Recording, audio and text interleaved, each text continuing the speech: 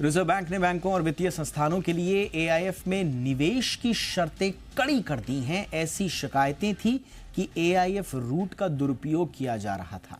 हालांकि reserve bank के इस सर्कुलर के बाद वेंचर कैपिटल इंडस्ट्री में खलबली मच गई है। क्या है रिजर्व बैंक का सर्कुलर, क्यों मची है खलबली?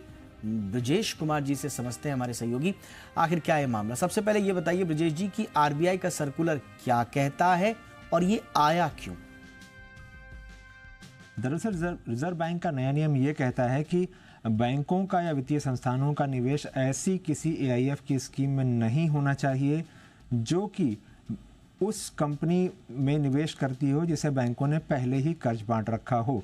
इसमें यह भी कहा गया है कि अगर किसी मौजूदा वित्तीय संस्थान का या बैंक का या एनबीएफसी का ऐसे किसी एआईएफ की स्कीम में निवेश है तो उसे 30 दिन के अंदर इस स्कीम से अपना निवेश बेचना होगा, निकलना होगा।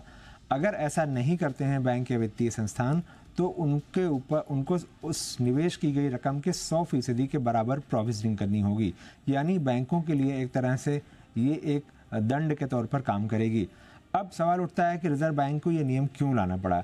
दरअसल इस तरह की कई शिकायतें मिल रही थी कि जो बैंक हैं जो सीधे तौर पर लोन नहीं बांट पा रहे थे या वित्तीय संस्थान सीधे तौर पर लोन नहीं दे पा रहे थे, वो एक तरह से एआईएफ के रास्ते का दुरुपयोग करके उन कंपनियों को फंडिंग कर रहे थे जिनको नहीं होना चाहिए था नियम के हिसाब से, क्योंकि कहीं कुछ दिक्कत थी। अब इस तरह की शिकायतें बढ़ने के बाद जब सेबी की जानकारी में मामला आया तो सेबी ने इस बात को रिजर्व बैंक के सामने उठाया और उसके बाद अब ये सर्कुलर आया है। यानी एआईएफ के रास्ते का दुरुपयोग हो रहा था और उसे रोकने के लिए ही ये सर्कुलर आया। एआईएफ यानी कि ऑल्टरनेटिव इन्वेस्टमेंट फंड्स, इसको लेकर ये जो फैसला आया है ब्रजेश जी, वेंचर कैपिटल इंडस्ट्री को इस सर्कुलर से क्या परेशानी है और क्यों परेशानी है?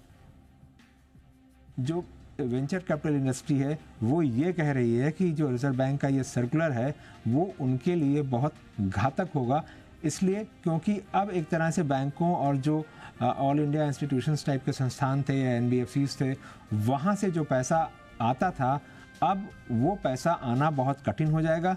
साथ ही जो ये 30 दिन की मियाद रखी गई है लिक्विडेट करने की यूनिट्स को, ये भी काफ़ी दिक्कत पैदा करेगी। पहली बात तो ये कि लिक्विडेट करना इतना आसान नहीं होगा, और अगर एक तरह से होड़ मच जाएगी 30 दिन की मियाद में यूनिट्स को बेचने की, तो जो इन्वेस्टमेंट है उसके रिटर्न पर भी बुरा प्रभाव पड़ेगा। तो उम्मीद की जा रही है कि जल्दी ही जो वेंचर कैपिटल इंडस्ट्री है ये सरकार को, रिजर्व बैंक को और सेबी को अपनी दिक्कतों को बताएगी कि इसका किस तरह से क्या कोई सोल्यूशन हल निकाला जा सकता है, वरना इनके लिए एक बड़ा खतरा पैदा हो सकता है।